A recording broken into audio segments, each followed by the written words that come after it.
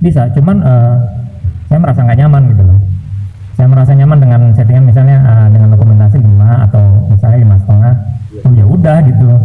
Jadi daripada saya memaksakan diri ngasih ke orang kayak gini, walaupun saya sendiri tidak, aduh gua kok pegel gitu kan. Terus kan waktu itu kan emang ada masalah tulang pinggang. Waktu itu bawa matras alu mutil itu beberapa tahun ya. Akhirnya kambuh. Akhirnya kambuh kan. Akhirnya saya nggak mungkin mengkampanyekan sesuatu yang bikin saya sendiri nggak nyaman dan cedera gitu loh. Akhirnya ya udahlah. Sekarang kalau kata Bang Don Marcellus itu yang di Amerika dibilang hike your own height gitu kan. Jalannya tujuan lu sendiri untuk hiking. Tujuan lu apa? Kayak kita balik lagi tadi ke awal. Tujuan lu apa? Berarti artinya perlu riset mungkin ya. Jadi anak-anak ultralight ini perlu banget riset kebutuhan kita itu apa. Kita ya balik lagi tujuannya apa? Tujuannya gitu. Apa? Kalau bener-bener pengen menikmati full, ya udah nggak bawa dokumentasi, cuman bawa HP tok gitu. Bahkan ada yang nggak bawa power bank, cuman HP tok gitu kan, HP tok terus dia bawa yang benar-benar esensial aja. Sandal dia nggak bawa gitu kan, dia nggak bawa sandal, dia nggak bawa kursi, dia nggak bawa seat pad, dia nggak bawa, benar-benar menikmati aja udah di hutan kayak gitu. Nah itu tujuannya kayak gitu. Berarti tujuan dulu nih yang kita perlu tentuin. Habis dari tujuan baru kebutuhannya apa sih, mana, makanya ya mari kita kayak tujuannya lu pengen full menikmati gitu, ya udah pakai tarp single wall aja gitu loh. Tarp single wall, terus pakai matras alu mutil, udah, terus apa lagi ya, pokoknya ya muk juga paling yang 500 mili gitu kan, paling muk 500 mili, tabung kanister yang kecil atau enggak pakai spiritus yang kecil, udah bener-bener pengen full menikmati. Dan dia juga nggak pengen makan enak, yang nggak pengen makan enak, dia cuma pengen tidur tok, jadi gampang tidur kan. Kan ada orang yang susah tidur, ada yang gampang tidur, ada yang gampang tidur ya udah pakai alas, padahal alas kresek aja juga bisa tidur dia kan, beda-beda. Jadi dari tujuan ke kebutuhan, dari kebutuhan baru didapatkan perjalanan kita kayak gimana. Jadi ya nggak bisa kalau misalnya gua ngikutin settingan Bang Dio kan, itu kita udah berbeda tujuan dari perjalanan kita, walaupun kita sama-sama naik gunung, sama-sama pengen ringan, cuman dia mungkin mencari inspirasi gitu, nyari inspirasi buku gitu kan. Kalau gue kan nggak, beda. Ya. Gitu. Jadi ada yang temen gue yang pengen ngapain sih bobo-bobo, udahlah full nikmati hutan aja udah gitu. Tapi nggak bisa juga kita begitu, kayak apa ya? Kayak menyalahkan mungkin, kalau dibilang menyalahkan sih enggak ya, kayak menganggap itu salah mungkin. Padahal saya sendiri nih Bang, nih kemarin saya disalahin nih Bang, bawa tas 35, ngapain sih lu camping sendirian bawa tas 35 liter katanya. Ya kan terserah kita ya Bang ya. Iya, jadi saya bawa 60 liter malah. Tuh bawa 60 liter sama bini soalnya, jadi bini nggak bawa tas kan. Bawa terus kan itu ada flysheet, ada tiang flysheet, terus ada matras alu, terus ada segala macam. Jadi ya balik lagi ke ultra. Kalau misalnya kita murni-murnian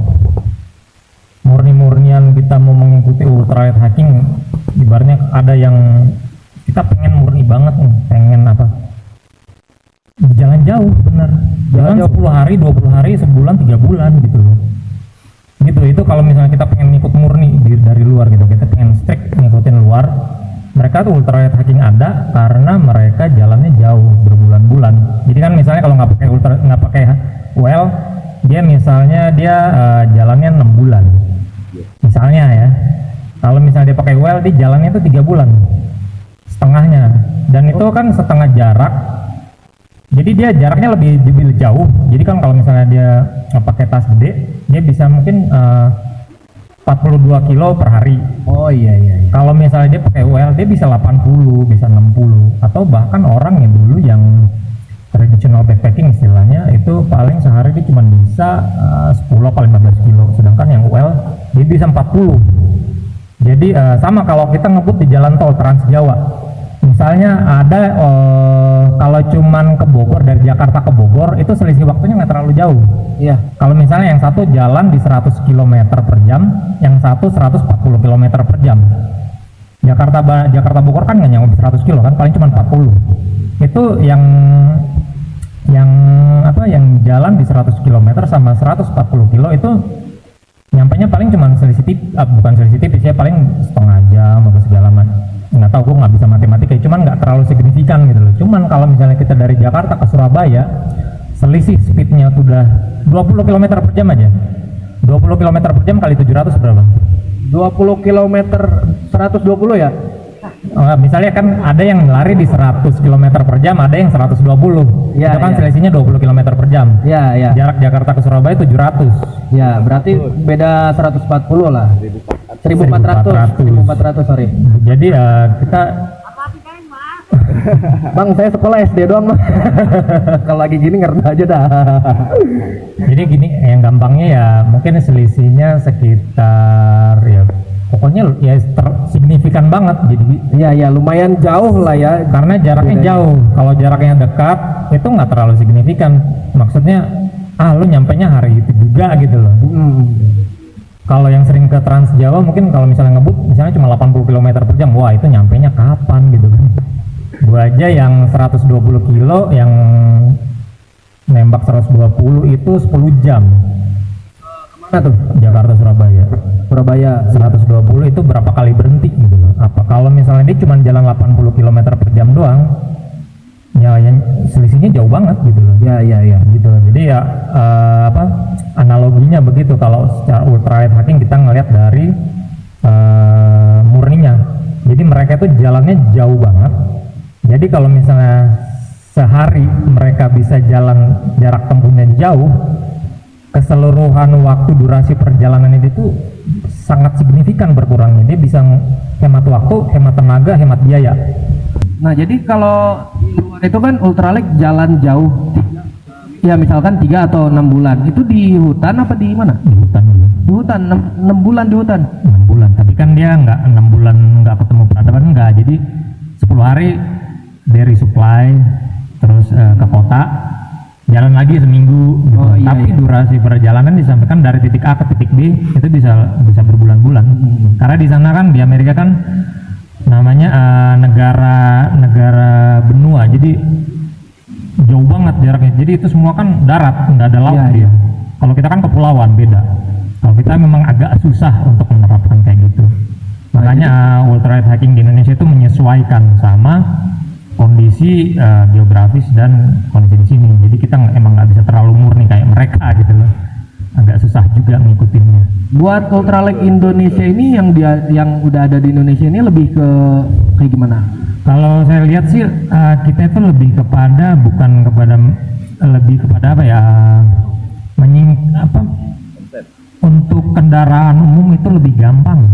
Naik ke kendaraan umumnya lebih gampang, apalagi kalau naik motor lebih gampang. Kayak Kang Malik ini dari Bandung ke sini, kalau bawa tas yang 80 liter itu bisa dibayangin. Iya, iya. Males kan, apalagi kalau naik kendaraan umum itu pasti taruh di bagasi di bawah yang pasti hilang-hilang itu turunnya. Oh, kan. iya. Kalau misalnya kita pakai tas OL yang kecil-kecil itu bisa taruh di ini kan, di kaki kan, di kaki. jadi lebih aman. Kalau saya lihatnya sebagai ultralight Indonesia itu kita adaptasinya itu lebih kepada di situ gitu loh. Naik kendaraan umum gampang, naik kendaraan pribadi gampang, terus di camp juga jadinya nyampenya lebih cepat.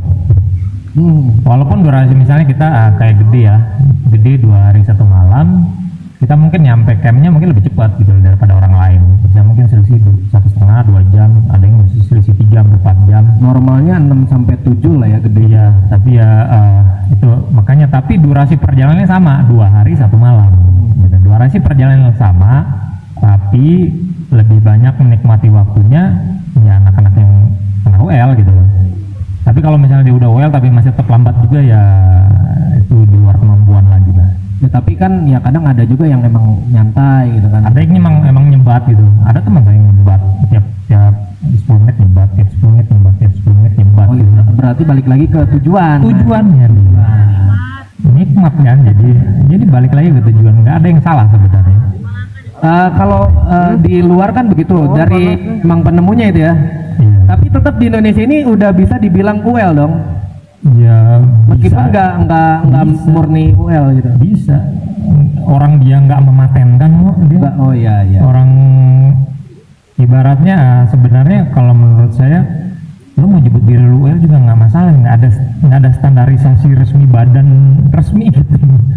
Cuman ya balik balik lagi lebih kan waktu itu saya ngomongin sama Kang Malik itu kita itu lebih kepada konsensus gitu. Jadi konsensus itu kan bisa berubah-ubah. Konsensus itu kan bukan sesuatu kayak apa ya, kayak perjanjian tertulis hitam putih yang ada materainya kan. Konsensus itu sendiri kan hasil kesepakatan, dan hasil kesepakatan itu sama kayak bahasa itu berubah-ubah. Bahasa itu berubah-ubah, jadi bukan sesuatu yang lu UL tuh harus kalau dulu UL ya, kalau misalnya kita murni-murnian UL dulu itu semuanya DIY. Dia tasnya DIY, dia shelternya DIY, semuanya DIY murni, terus dia jalannya juga yang tadi berbulan-bulan. Itu pure dari luar itu. Iya, itu pure. Jadi kalau kita main murni-murnian. Kalau sekarang kan kita udah ada maker lokal gitu. Kita beli gitu kan. Saya bukan nggak bisa sih bikin sih. Saya emang pengen memajukan maker lokal ya, ini. Gitu. Kalau spirit ultralight aslinya ya sejarah, landscape dan budaya gitu ke pembahasan gunung. Kan kalau di narasi-narasi banyaknya kan tentang geologi. Nah kayak sebenarnya di luar itu gunung menyimpan menyimpan ilmu, bahkan menyimpan hal yang luar biasa kayak gitu. Sudut pandang orang Sunda kan gunung itu guru ya. Oh gitu. Nah, di orang Sunda itu gunung adalah guru. Kurang lebih kayak gitu, yang mengajarkan kebijaksanaan gitu kan. Sudut pandang orang Sunda kurang lebih kayak gitu. Nah itu sebenarnya kelompok sekarang kebetulan udah berkembang jadi yayasan, makanya ini ada ruang penerbitnya gitu. Kebetulan saya berkecimpung di sana gitu kan, bisa nerbitin buku tentang ultralight juga di sana kayak gitu. Nah di Gunung Institute yang pernah dipelajarin itu kira-kira apa aja Bang? Di Gunung Institute riset. Nah ini berkaitan sama tujuan, mungkinnya tadi Bang Jali bilang gimana tujuan orang gitu ya. Nah kalau tujuan saya itu ya saya passion mungkin bawa peralatan, perbekalan gitu ya, dimana menunjang saya untuk riset kurang lebih kayak gitu, untuk observasi kurang lebih membawa peralatan. Mungkin dulu pernah ikut pasang kamera trap ya, mau nggak mau kan harus bawa itu berapa biji, terus harus bawa buku yang pom biasanya kan ada isian kalau riset.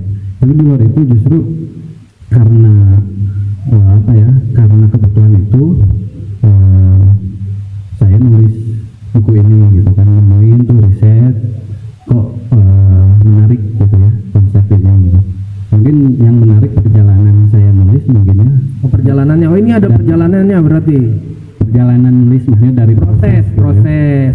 Tadi dimulai dari kenal UL sampai bisa nulis banyak hal mungkin ya, kurang lebih kayak gitu.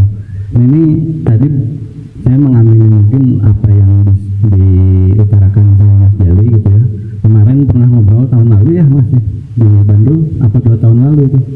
2 tahun ya. Kebetulan saya viewers juga gitu ya, viewers YouTube Mas Jali gitu ya. Kebetulan kemarin di Bandung diundang sama Bandung jadi moderator, padahal kan saya bukan Bandung sebetulnya, saya hanya penggiat alam di Bandung aja gitu. Kebetulan punya ketertarikan waktu itu masih proses buku ini gitu, masih berkecimpung sama Gunung Institute. Senang sekali waktu itu bisa ngobrol sama Mas Jali gitu ya, menanyakan banyak hal tentang ultralight gitu, dimana pas saya nerapin sebenarnya banyak kritik saya nerapin ultralight ini. Jadi pas waktu 2 tahun lalu ngobrol itu belum pakai konsep ultralight itu? Udah kebetulan.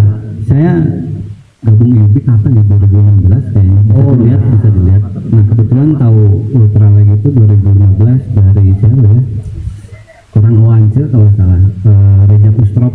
Nah Pustrop Wanadri, dia kerja dulu di Wanadri gitu ya, kebetulan orang Oance juga di Kaskus gitu ya, ikut juga di forum itu, tahu ultralight juga di situ sama di internet. Kebetulan tertarik riset gitu kan, masuk IUB, dan pengalaman saya nerapin konsep ringan ini banyak kritikan banyak. Nah apa aja tuh contohnya, apa aja kritikannya? Sederhananya kok bawa tas kecil kayak gitu, ini makanannya cukup atau enggak gitu kan gini, kalau budaya di Indonesia kan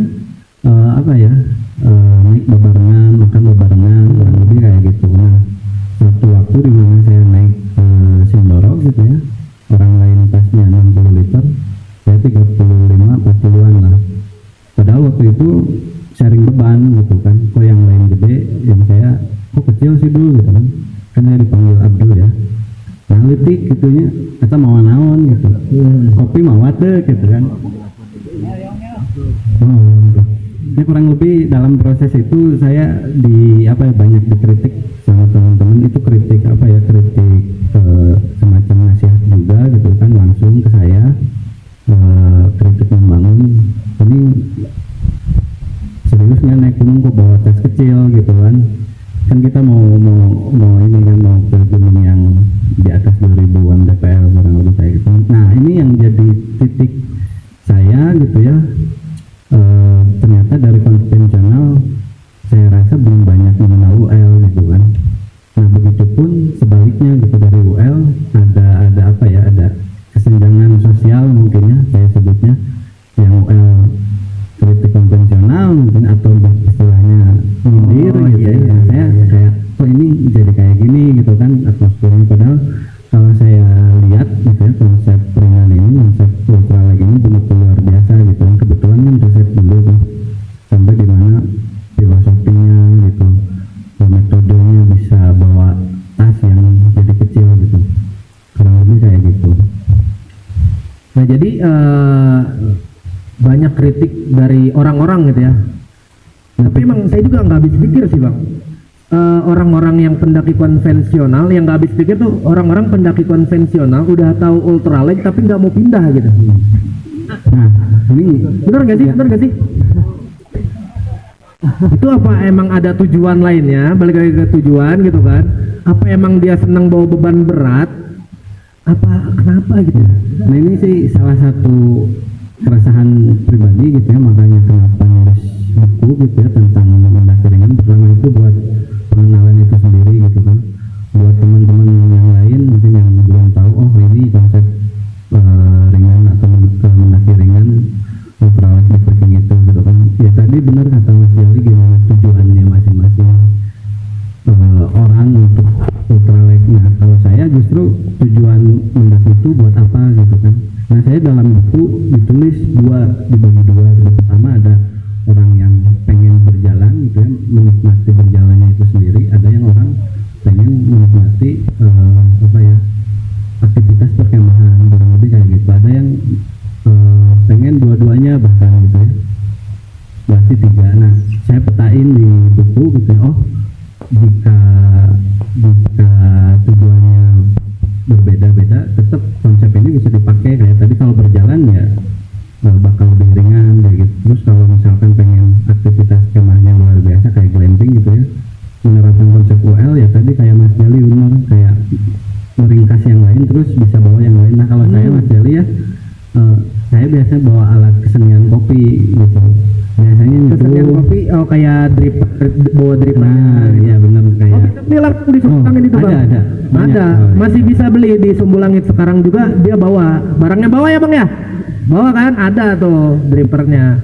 Saya kebetulan ngefans sekali Sumbulangit. Wah ada Sumbulangit ada alat kopinya gitu. Nah kalau tadi Mas Jali tujuannya buat meringkas yang lain dan bawa peralatan. Nah kalau saya buat alat kopi. Tadi kalau misalkan tujuannya riset ya bawa peralatan lain kayak kurang lebih kayak gitu. Nah itu salah satu pemetaan gitu ya, mungkin kenapa saya membedakan itu gitu ya. Tapi yang jelas ada keresahan kayak aku lihat si ultralight ini walaupun udah lama tapi tetap mendapat kritikan. Nah kebetulan ngebahas ini mungkin tadi jawabannya sama Mas Jali beda, apa sih ultralight gitu kan kalau saya harus pakai cara yang ilmiah makanya Mas Jali ya tadi kalau disebutin ya orang bilang ini ultralight atau lightweight gitu. Nah kalau bersumber ya ada sumbernya gitu di buku. Ray Jardin bilang ini lightweight backpacking. Terus ada yang banyak yang nulis ultralight itu sebelum bahkan di abad 19 sudah ada mentalnya gitu ya. Dia woodcraft gitu ya, semangatnya mah bushcraft gitu. Cuman mentalitasnya udah ada. Yaitu tadi balik lagi gitu, kalau tentang OL cerita nulis ini ada keresahan gitu. Kalau tadi UL apalagi sebenarnya itu masalah semantik dan benar gitu, tapi untuk bahasa forum, bahasa ilmiah saya harus menuliskan ya kalau ultralight itu salah satu sub gitu ya, salah satu subnya dulu sumber dari berbanyak sumber gitu ya, Ray Jardin yang menjadi fondasi utama mungkin dari banyak yang nulis pasti bersumber Ray Jardin, tapi Ray Jardin bilang lightweight gitu ya. Nah lalu berkembang ada Don Lagibin yang nulis, nah dia nyebutin ada sub-subnya tuh, nah itu yang saya rasa awal mula sebuah masalah gitu. Jadi isu sebenarnya ada ultralight, ada super ultralight, tapi kalau kita panggil lightweight aja semua orang sama gitu, nggak ada sekat gitu menurut saya. Oh, jadi penyamarataannya itu bukan di ultralight tapi di lightweight itu. Nah itu salah satu kritik saya ya Mas Jali bukan ke personal, justru kritik saya di buku itu ke forum gitu. Apa yang jadi tujuan kalau mengakomodir orang ya otomatis bisa dimulai dari nama. Memang ini agak rigid gitu ya, karena terkait ilmu gitu ya, karena kita kan peradaban orang yang menggunakan akal dan ilmu gitu, otomatis itu harus dibahas sama semantik gitu ya, tentang nama gitu ya. Kalau orang ultralight apa sih ya, kalau harfiah ya sangat ringan, tapi kan ada istilahnya gitu kayak tadi yang Mas Jali jelaskan gitu. Nah ini saya rasa penting untuk terus dibahas gitu, dalam artian apa sih yang jadi isu mungkinnya untuk mengakomodir banyak orang, kurang lebih kayak gitu. Makanya saya nulis buku. Tapi kayaknya kalau dilihat dari orang Indonesia ini penyamarataannya bukan lightweight ya Bang ya, lebih ke ultralight ya. Saya sempat ada yang nanya nih, dulu di KPG gitu ya, webinar diundang gitu, kaget gitu kan, awal terbit buku diundang buat ngomongin apa itu ultralight gitu, padahal sudah banyak sumber gitu ya. Nah ada yang bertanya kalau ultralight bisa nggak sih buat keluarga gitu kan. Nah ini ultralight itu apa dulu gitu, maksudnya yang dimaksudkan ultralight apa. Kalau bicara ultralight itu pasti 4,5 mau nggak mau ya, karena secara apa ya, tulisan atau sumber gitu ya segitu gitu. Nah ini yang dimaksudku ada dua kalau aku nangkep gitu. Pertama ya konsep ringannya gitu, dimana memangkas atau meringkas peralatan gitu ya. Dan kedua ultralight dalam artian apakah bisa nggak 4,5 ini ada bias semantik gitu. Nah makanya tesis saya ini mau tetap pakai istilah UL atau enggak, tapi yang jelas UL lebih renyah untuk disebut gitu ya, lebih ramah ultralight daripada lightweight, kurang lebih kayak gitu. Iya sih. UL ya, UL daripada LW gitu ya. Nah Bang Jali mau nanggepin pertanyaan saya nih yang tadi nih, kenapa orang Indonesia kayaknya udah tahu ultralight tapi nggak mau pindah gitu. Oh gitu, jadi ya sama sih sebenarnya.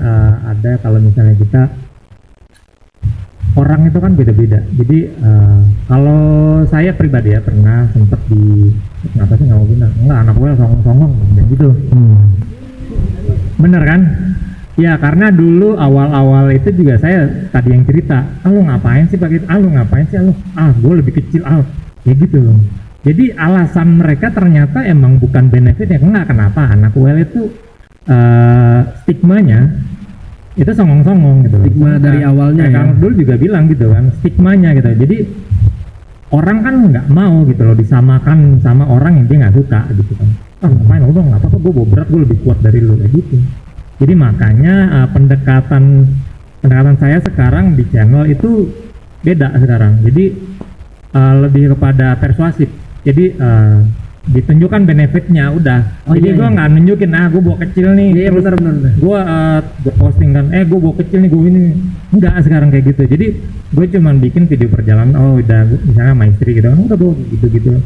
Terus ada yang nanya, bang kok bisa kayak gitu sih bang, karbo gitu kan. Sama gini, iya itu bawa makanan lengkap, bawa rendang segala gitu kan.